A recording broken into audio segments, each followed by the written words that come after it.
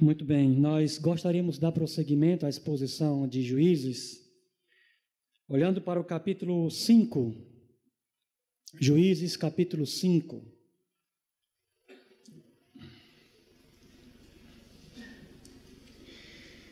Como nós vamos passar por todo o capítulo, eu gostaria apenas de ler o começo e o fim, o primeiro verso e o último verso.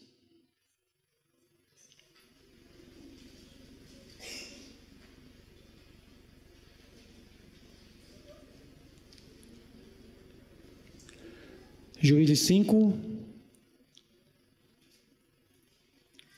a palavra do Senhor diz assim: naquele dia, Débora e Baraque, filho de Abinom, entoaram este cântico.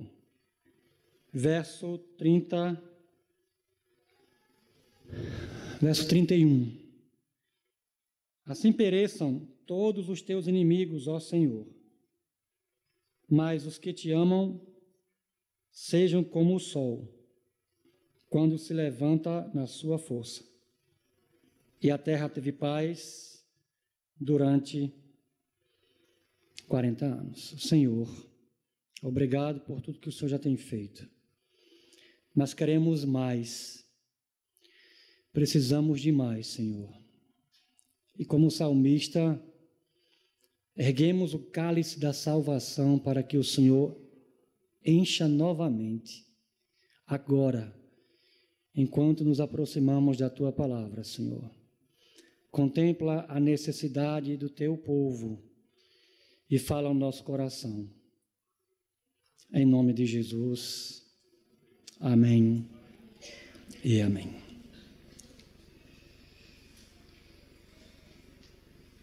Às vezes, a indústria cinematográfica nos presta grande serviço. Quando eterniza certas histórias ou as torna disponíveis a um público bem mais amplo a partir de alguns filmes. Porque, de fato, irmãos, existem histórias das quais não podemos nos esquecer, sob risco de grande prejuízo para a humanidade. Às vezes, Hollywood colabora. Às vezes não. Às vezes os filmes são trágicos.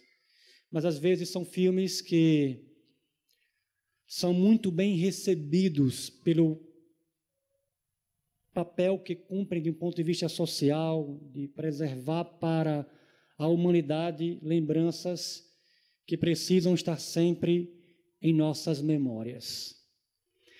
A Bíblia é, neste sentido, um pouco parecida.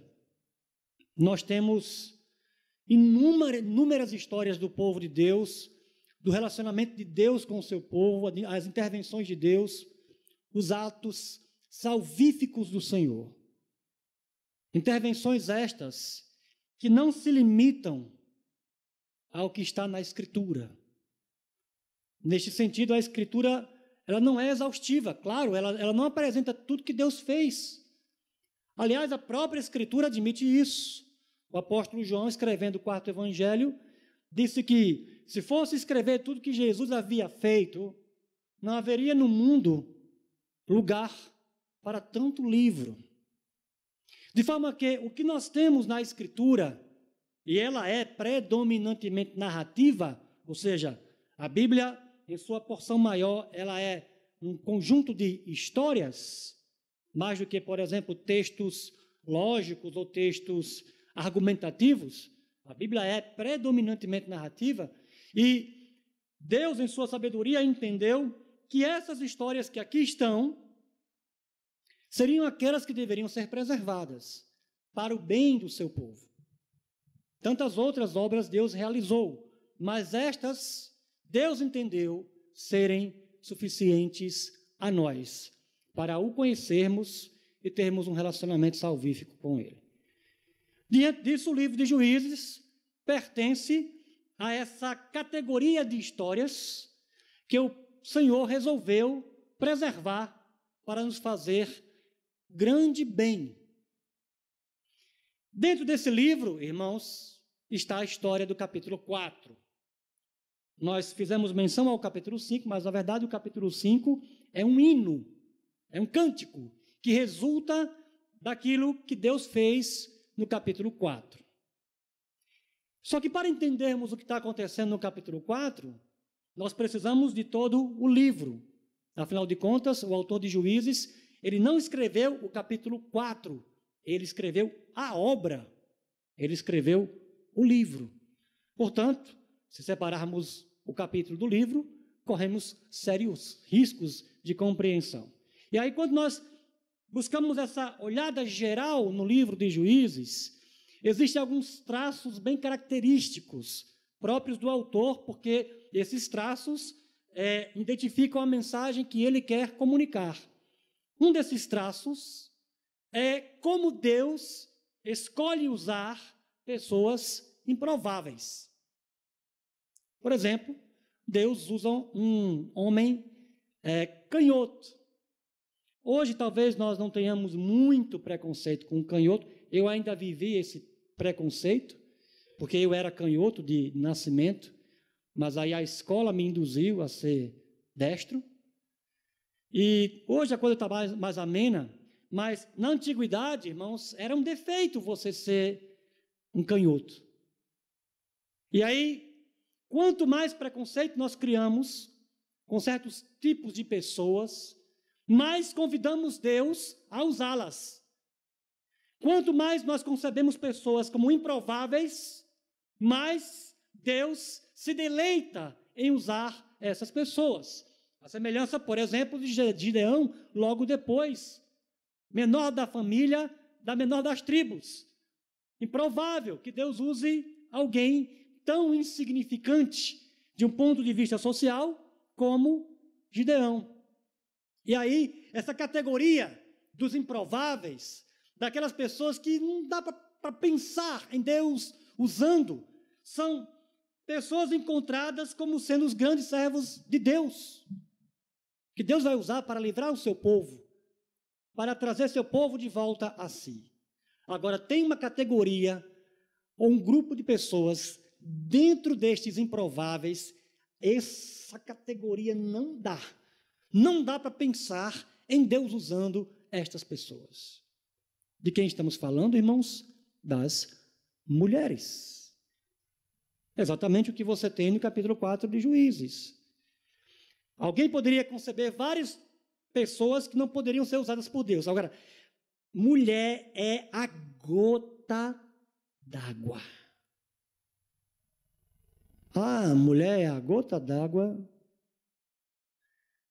Então são elas que eu vou usar.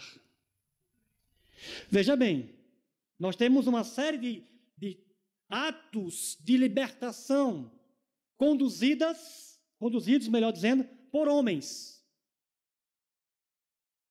Agora, em nenhum desses atos, que foram atos de Deus, usando homens, há registro de um cântico no livro de Juízes. Nenhum.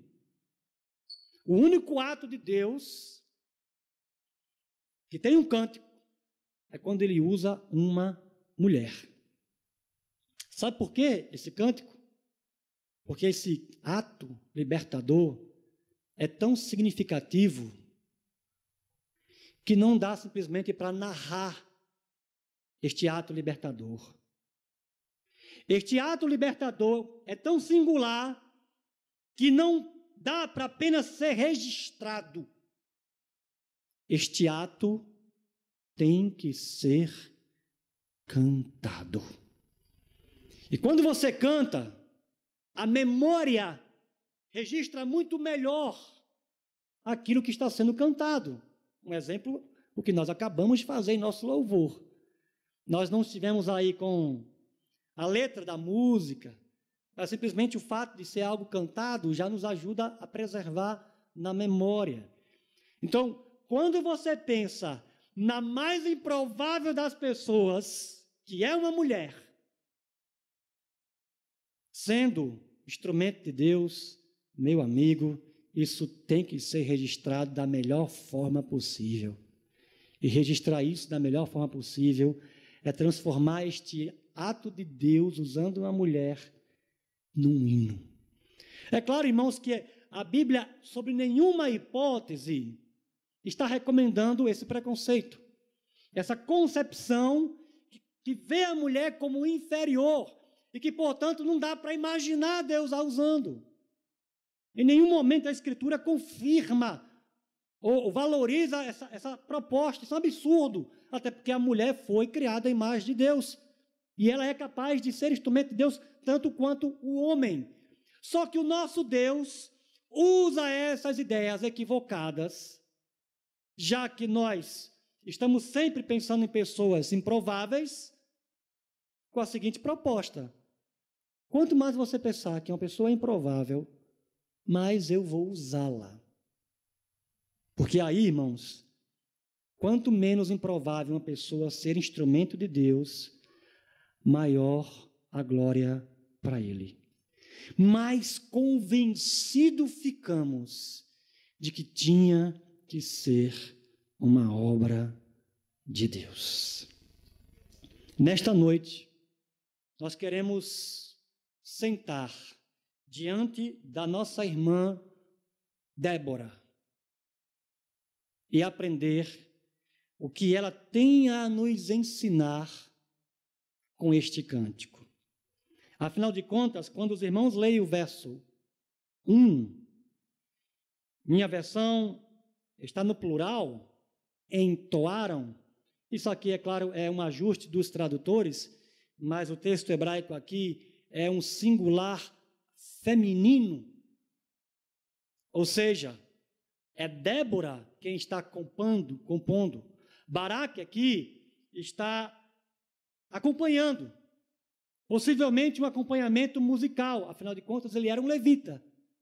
Mas aqui nós nos deparamos sim com a nossa irmã Débora, nos ensinando como é que devemos celebrar as vitórias de Deus a favor do seu povo. Nós, irmãos, precisamos aprender a celebrar as vitórias de Deus. E como que nós vamos aprender isso? Bom, nada melhor do que um hino, do que um cântico, para nos ensinar a como celebrar as vitórias de Deus na vida do seu povo. Se os irmãos estiverem aí com o boletim nas mãos, penso eu, não peguei o boletim em mãos, mas foi programado desde o começo, os irmãos têm aí os pontos que nós queremos destacar a partir desta ideia. Precisamos aprender a celebrar as vitórias de Deus. Como então celebrar estas vitórias?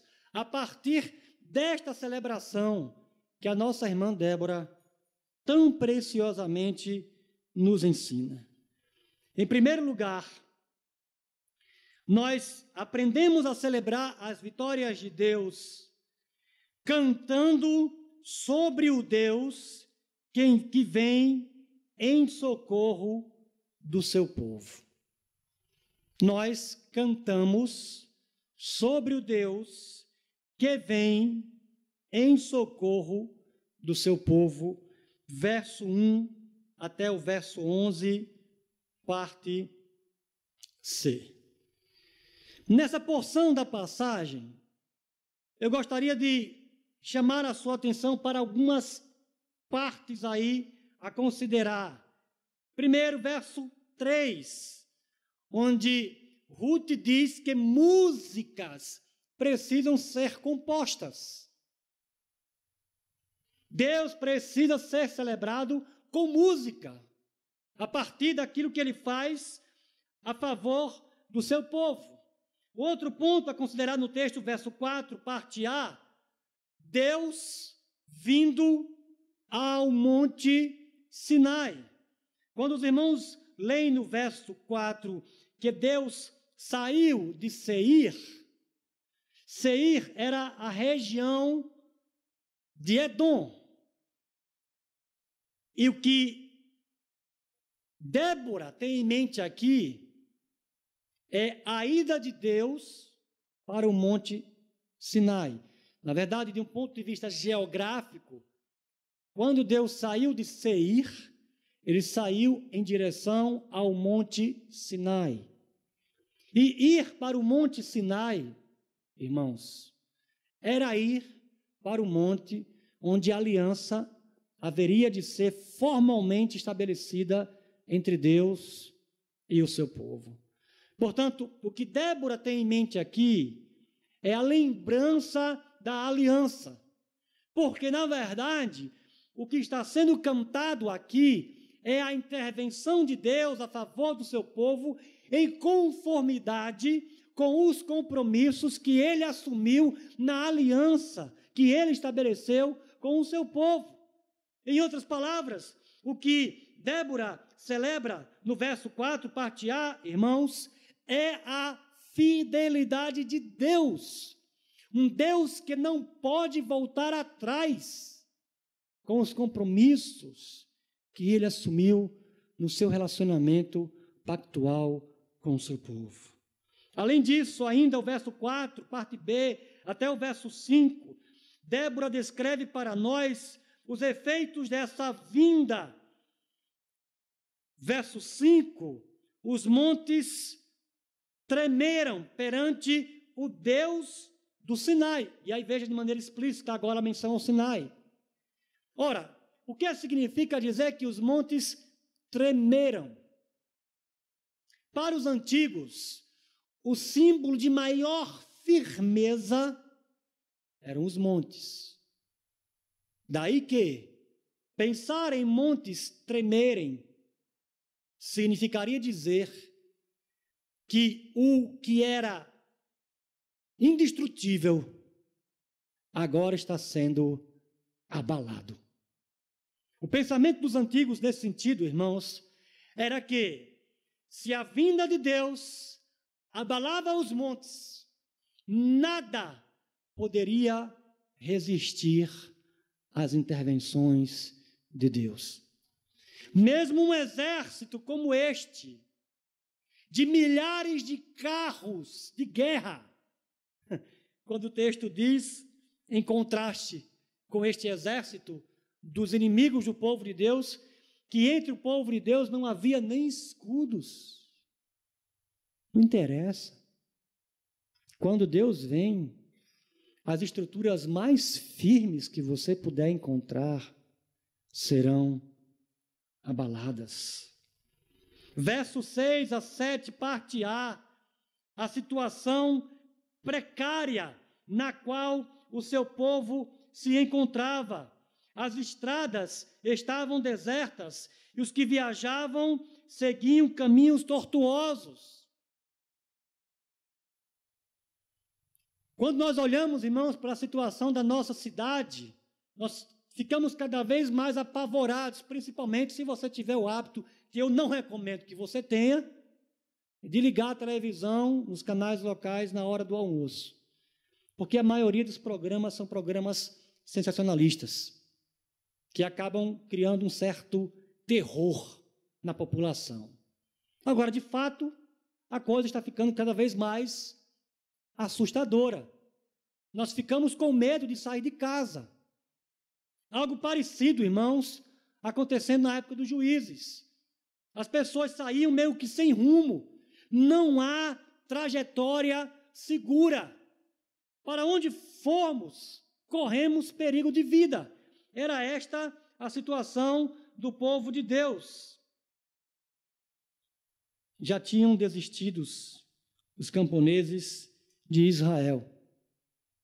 O que nós temos aqui é um povo completamente frágil e desprovido de recurso. Ainda nessa primeira parte, considere comigo ainda o verso 8.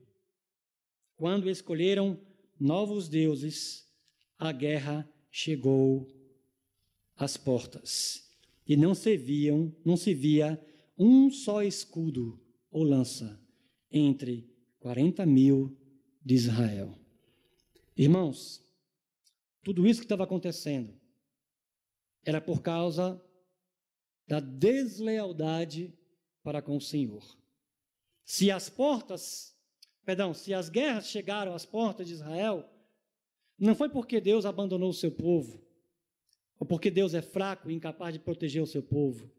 Simplesmente, aquilo estava acontecendo por causa da idolatria. Mas o que é que nós encontramos aqui, afinal de contas? E aí eu quero considerar com os irmãos 2 pontos a partir desses dados bíblicos considerados até agora. Primeiro ponto, a fragilidade de Israel. Aqui, irmãos, a situação se tornou irremediável. O povo de Deus não tem mais o que fazer. Se você ler o capítulo 4 e considerar a descrição do exército inimigo, carros de guerra, acabou-se. Se Israel não tem nenhum escudo, como o povo de Deus poderia fazer frente àquela opressão que já durava 20 anos? Simplesmente não temos mais o que fazer. A outra ideia a considerar é o socorro de Deus. Irmãos, não é fácil o que eu vou dizer agora, mas Deus tem uma predileção por nossas fraquezas. Deus é apaixonado por nossas fraquezas.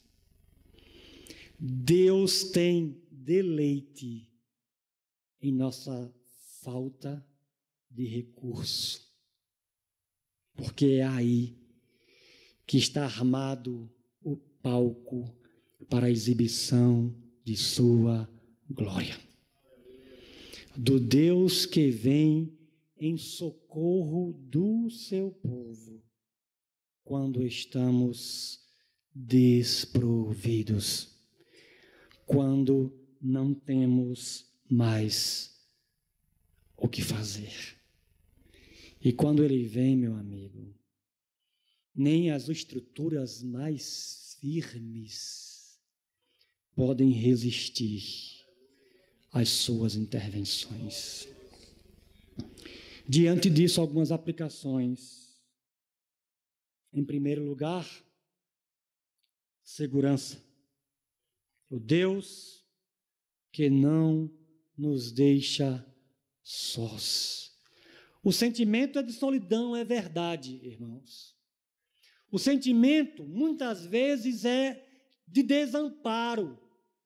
Mas, infelizmente, por vezes, é o único sentimento que bota a mim e a você de joelho.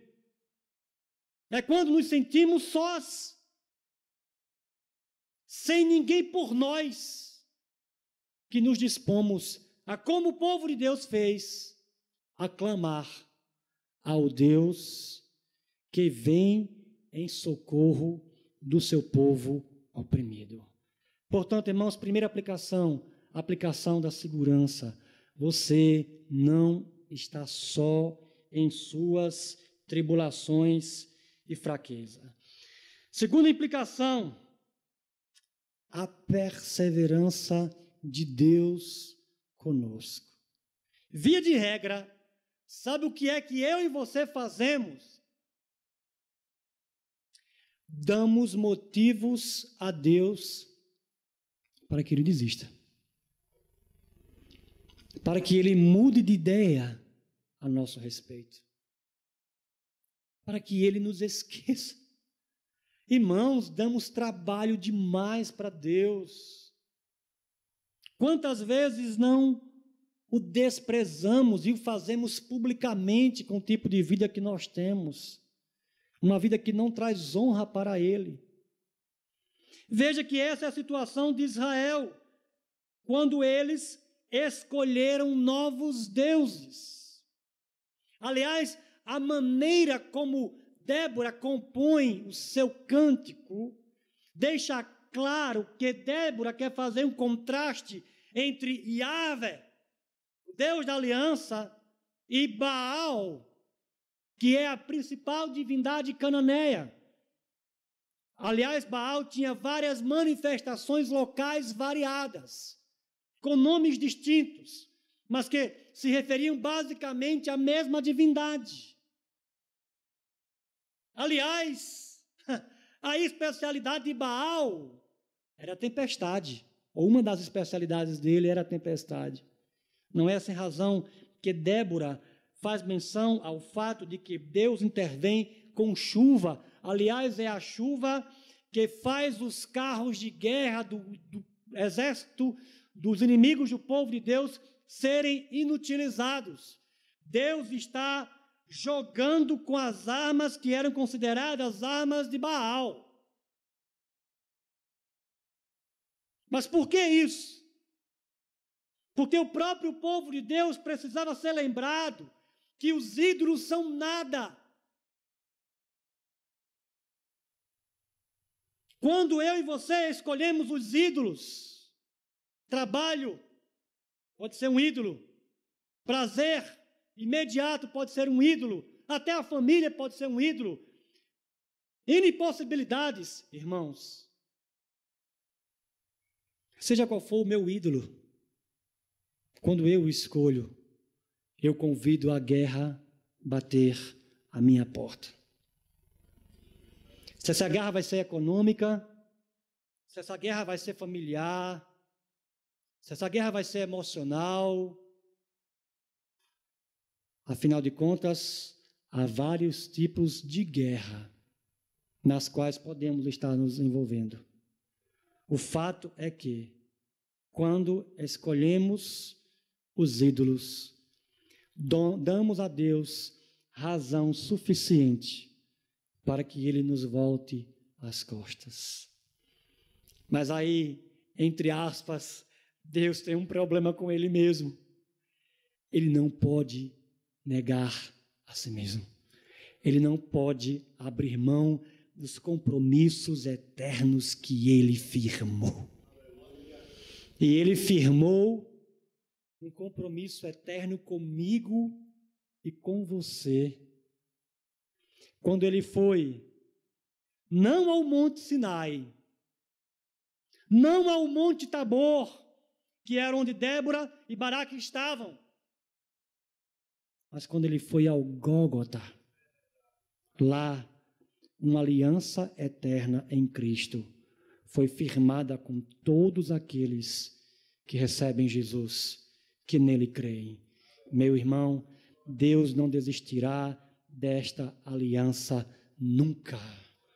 É por esta razão que Ele vem em nosso socorro, apesar de mim e de você. Portanto, essa é a implicação do nosso texto. O Deus que vem em nosso socorro de maneira perseverante, Ele não vai desistir, porque não pode negar a si mesmo.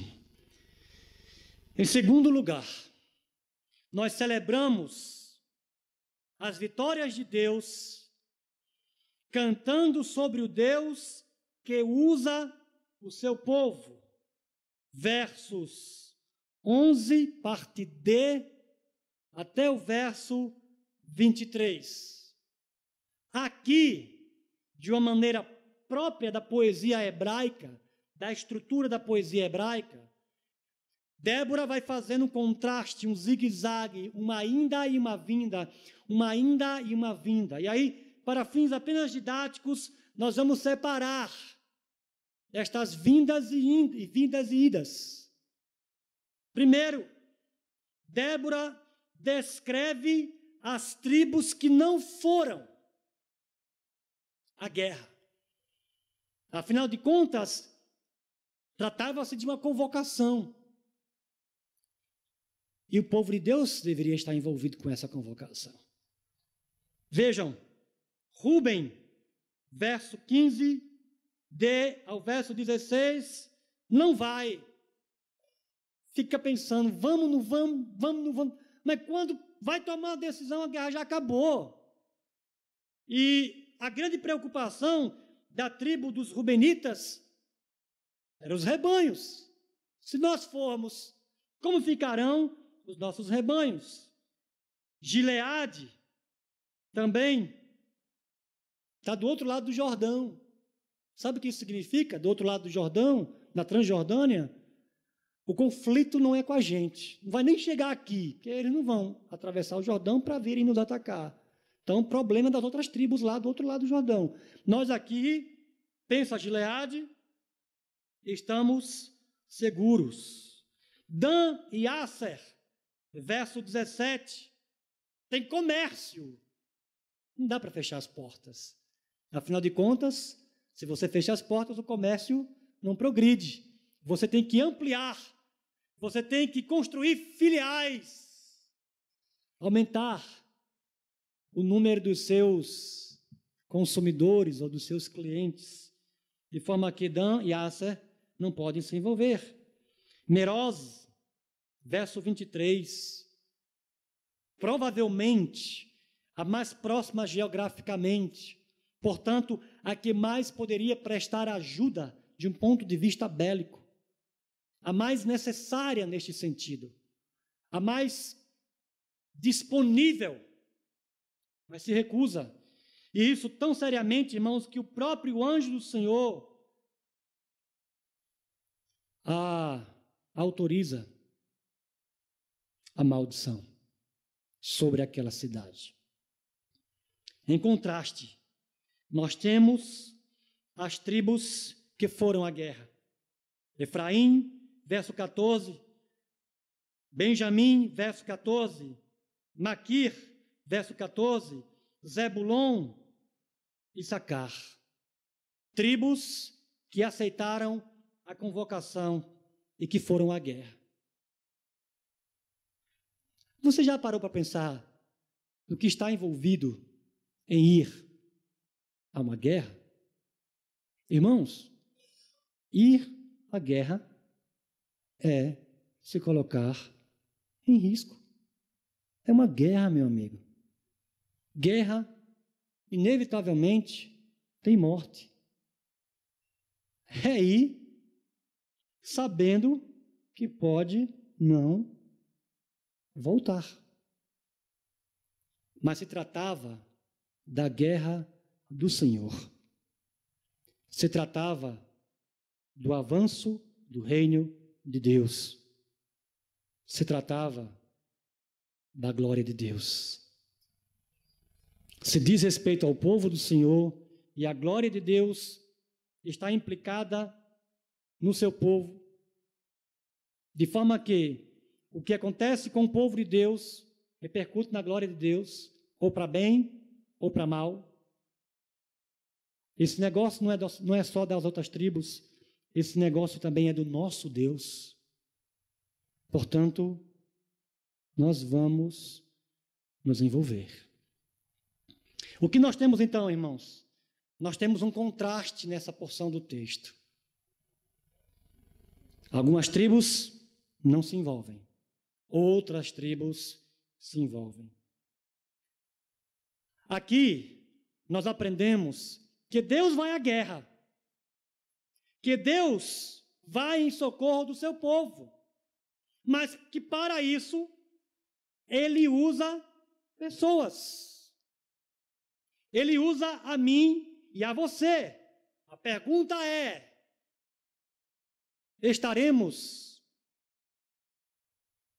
disponíveis? E aí algumas implicações que eu gostaria de considerar. Primeira implicação: louvor para aqueles que se arriscaram. Vejam, as tribos que foram estão aqui perpetuamente registradas como as tribos que se envolveram com a batalha do Senhor. Irmãos, Paulo nos ensina em 1 Coríntios, capítulo 3 e capítulo 4, que um dia estaremos diante do Senhor para que cada um receba o seu louvor de Deus. As tribos que tiveram os seus nomes registrados e hoje as aplaudimos como tribos corajosas que amaram a Deus e amaram o seu povo. Naquele grande dia, receberemos de Deus o nosso louvor, ou não. Poderemos receber de Deus, irmãos, as repreensões. A pergunta é: o que é que nós vamos ouvir? Você tem coragem de se arriscar? Como, por exemplo, o missionário Levi e a missionária Bruna, que estão se preparando para ir para a África? Ou os irmãos nunca pensaram o risco que Levi e Bruna vão correr? A coragem que Levi está tendo de colocar em risco a própria esposa. Afinal de contas, como os irmãos devem conceber, há diferenças econômicas e sociais gritantes entre o que nós vivemos aqui e o que será vivido lá. Portanto, irmãos, isso envolve risco. Levi devia ser objeto da nossa inveja. Nós é que deveríamos querer ir e se colocar em risco para o progresso do reino de Deus. Segunda implicação, desafio para os que estão aqui. Irmãos, o convite àquelas tribos não é diferente do convite que Deus nos faz hoje. Porque, como as outras precisavam de socorro, porque estavam sendo oprimidas, há irmãos nossos precisando do nosso socorro. É trágico aquilo que Paulo diz no final do seu testamento. A última carta que Paulo escreve, 2 Timóteo, capítulo 4. Todos me abandonaram, só Lucas ficou comigo. Meus irmãos, é trágico que ainda no meio do povo de Deus, aquilo que Paulo diz há quase 2.000 anos atrás, ainda faça eco no nosso meio, de haver irmãos que simplesmente são abandonados em suas lutas e em suas dificuldades. Afinal de contas, vamos ser honestos, que tipo de pessoas escolhemos para estar próximas de nós? As pessoas bem ajuizadas, bem ajustadas, equilibradas, as que não vão dar trabalho. Afinal de contas, nós não queremos trabalho. É trágico, irmãos, que nós ainda empreguemos esse tipo de critério. Não quero ficar em risco. Não quero me comprometer. Não quero ter trabalho. Eu vou selecionar pessoas de quem eu estarei perto, porque estas pessoas equilibradas não me darão ou não me trarão nenhuma dificuldade para que eu esteja próximo delas como irmão em Cristo. Terceira implicação. Por que não vamos? Por que não vamos à África, irmãos, junto com Levi? Não simplesmente no sentido físico de viajarmos também, mas de apoiá-lo. Eu tenho minhas ovelhas, eu tenho meu comércio. Eu estou muito bem na igreja presbiteriana do bairro dos Estados. O que está acontecendo na África não me diz respeito, não está me atingindo. Irmãos, os mesmos motivos que frearam as outras tribos de se envolver são os mesmos motivos que freiam a mim e a você de nos envolvermos com o avanço da obra de Deus, de nos envolvermos com aqueles que sofrem, daqueles que precisam da nossa ajuda e que Deus quer usar a mim e a você para socorrê-los. Portanto, pergunte a si mesmo qual é o seu rebanho de ovelhas, qual é o seu comércio, qual é o seu conforto, qual é o seu motivo, meu irmão, que você entende ser suficiente para que você cruze os braços diante de tanta necessidade do avanço do reino de Deus, do Deus que vai agir usando a mim e a você. Por fim, em terceiro lugar, nós aprendemos a celebrar as vitórias de Deus cantando sobre a salvação de Deus nos mínimos detalhes. E aí, versos 24 a 30. Que Jael seja a mais bendita das mulheres. Jael, mulher de Eber, o queneu, seja ela bendita entre as mulheres que habitam em tendas. Ele, Cícera, capítulo 4, pediu água e ela lhe deu leite numa tigela digna de príncipes, trouxe coalhada. Ela estendeu a mão e apanhou a estaca da tenda. E com a mão direita, o martelo do trabalhador. Golpeou Cícera, esmigalhou sua cabeça, esmagou e traspassou suas têmporas. Aos seus pés, ele se curvou, caiu e ali ficou prostrado. Aos seus pés, ele se curvou e caiu. Onde caiu, ali ficou morto. Pela janela, olhava a mãe de Cícera. Atrás da grade, ela clamava: por que o seu carro se demora tanto? Por que custa chegar o ruído de seus carros? As mais sábias de suas damas respondiam, e ela continuava falando consigo mesma: estarão achando e repartindo os espojos? Uma ou duas moças para cada homem, roupas coloridas como despojo para Cícera, roupas coloridas e bordadas, tecidos bordados para o meu pescoço, tudo isso como despojo. O que é que nós temos aqui, irmãos? Mais uma vez, contraste. Contraste entre duas mulheres. Jael, a mulher que Deus vai usar para matar o grande inimigo do seu povo, e a mãe de Cícera, que nem nome recebe na narrativa. Uma forma bíblica de indicar o seu desprezo. Ela não tem nome. Ela é mãe de Cícera. O que é que nós encontramos aqui? Nós encontramos uma mulher leal à justiça.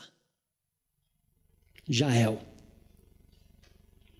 Talvez você olhe para o texto com o nosso olhar pós-moderno, cheio de direitos humanos na cabeça, e pensemos: que coisa grotesca. Como é que o texto bíblico pode ter uma coisa assim, sendo elogiada? Porque Cícera está lá cansado da batalha, Jael o atrai para a sua tenda, fingindo ser leal a ele. De fato, o marido era, havia uma aliança entre eles, mas não entre ela e ele, entre Jael e Cícera. Não venha para cá, eu vou lhe proteger, eu vou lhe esconder. De fato, ela faz isso. E quando ele, cansado demais da batalha, pega no sono, ela vai lá. Isso era tipo da mulher antiga, armava as tendas, então eram mulheres preparadas naquilo dali. Ela prepara a estaca, irmãos, e só dá uma. Dá para imaginar a cabeça dele pregada no chão. Aí você pensa assim, que coisa mais grotesca, que coisa mais desumana. Como é que tem isso na Bíblia, hein? Preste atenção ao texto.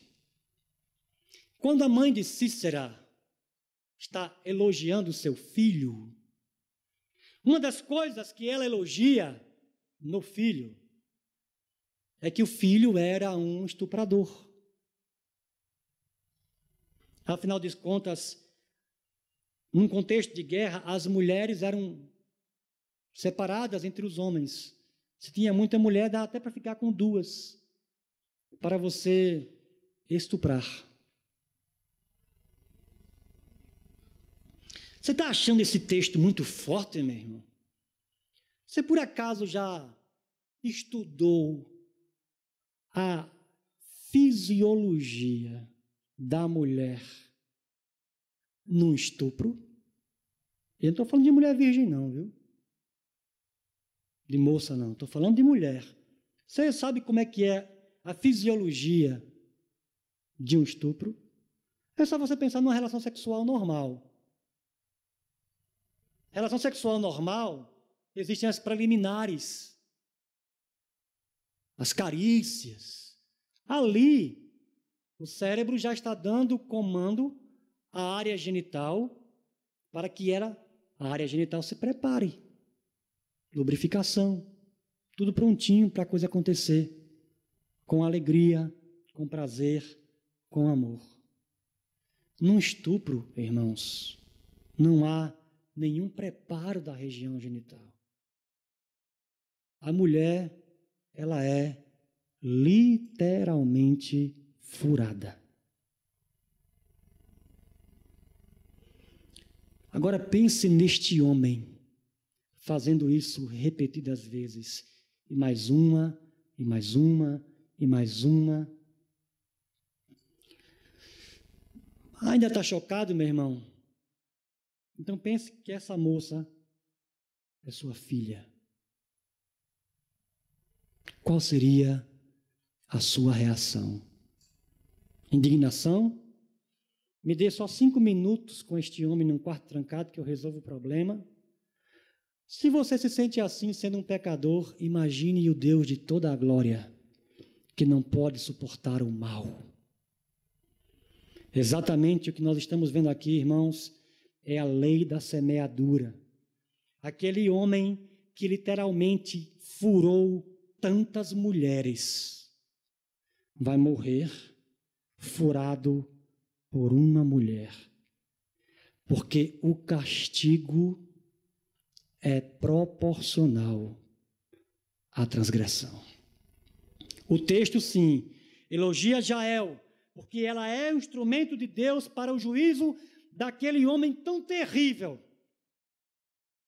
Em contrapartida, você tem a mãe de Cícera, que não só elogia o filho, como está esperando ganhar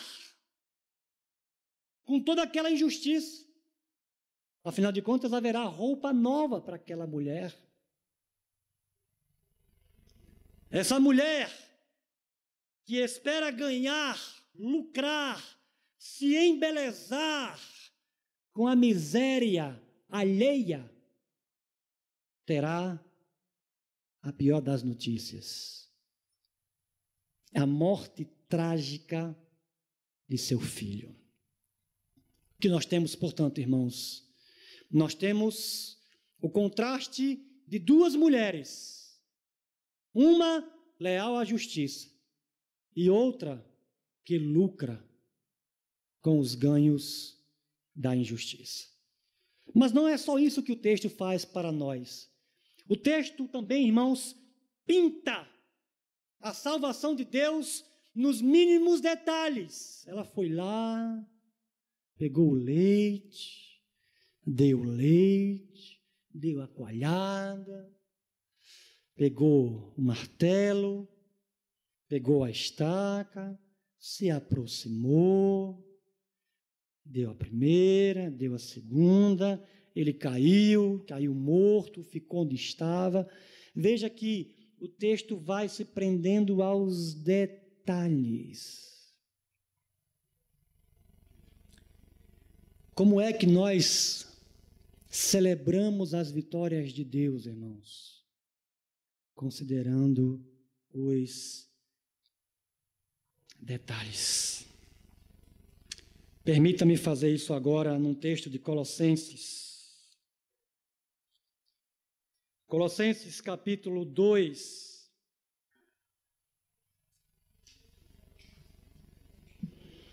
Verso 13: quando vocês estavam mortos em pecados e na incircuncisão de sua carne, Deus os vivificou com Cristo. Ele nos perdoou todas as transgressões e cancelou o escrito de dívida que consistia em ordenanças e que nos era contrário.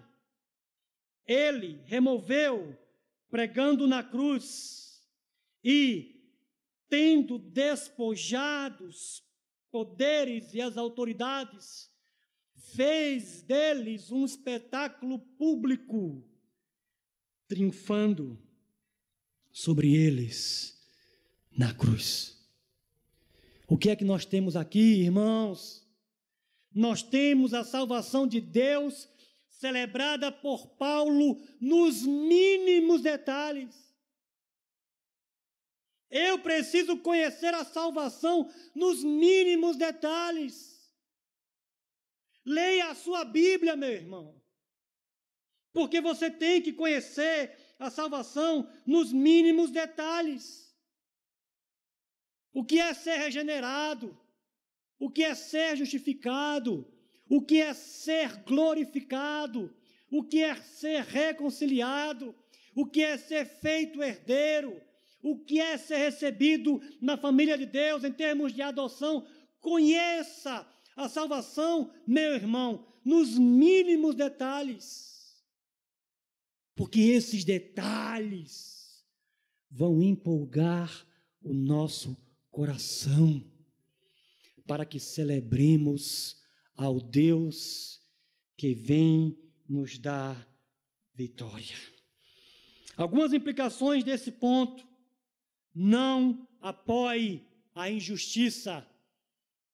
Não seja uma mãe de Cícera, celebrando a injustiça e lucrando com ela. Muito pelo contrário, seja uma Jael, uma serva de Deus ou um servo de Deus que Deus usa para levar adiante a justiça do reino. Conheça e saboreie a salvação. Mantenha um diário. Aqui, irmãos, nós temos um hino. Não dá para esquecer o que Deus fez através de Débora. Tem que ser celebrado, tem que ser cantado, tem que ser registrado, tem que ser lembrado. Sugestão: mantenha um diário das intervenções de Deus ao seu favor, a favor do seu povo. Por fim, concluindo, verso 31. Nós cantamos sobre o Deus que há de consumar o seu reino. Irmãos, as vitórias que Deus nos dá nesta vida são prévias do reino. Se você achou a vitória que você recebeu boa, isso é só o começo. Isso é só um pequeno gosto do que está por vir. Sendo assim, verso 31 nos ensina a orar.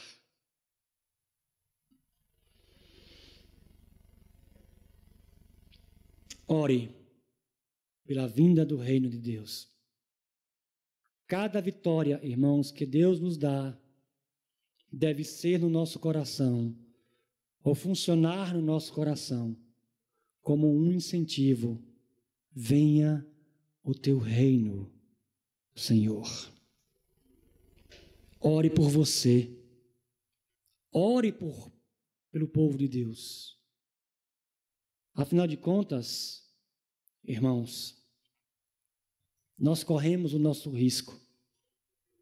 A semelhança de Israel, existem os balaíns de hoje, os ídolos que buscam nos seduzir.